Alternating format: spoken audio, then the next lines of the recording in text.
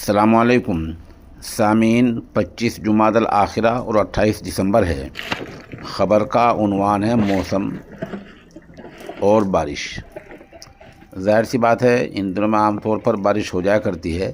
محکمہ موسمیات کے مطابق کشمیر میں برف باری اتنی ہو رہی ہے کہ عام کئی راستے بند ہو گئے ہیں، اور جو لوگ سیر و سیاحت پر گئے ہوئے ہیں ان کی گاڑیاں آگے چلنے سے مشکل ہو رہی ہیں، تو وہ راستے میں رک گئے ہیں۔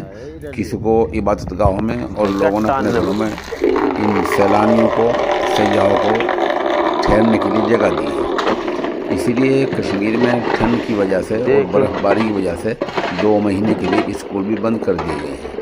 ادھر پہاڑی علاقوں میں برف باری زیادہ ہو رہی ہے، جس وجہ سے جو آس پاس کے ریاستیں، صوبے ہیں، ان میں بارش زیادہ ہو رہی ہے۔ ہریانہ ہے، اتر پردیش ہے۔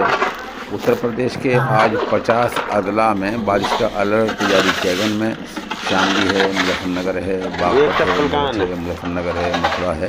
ایسے 50 اضلاع ہیں جن میں الرٹ جاری کیا گیا، جس کا مطلب یہ ہوتا ہے کہ بارش کہیں ہو رہی ہے، کہیں ہلکی ہو رہی ہے، کہیں بارش زیادہ ہو رہی ہے۔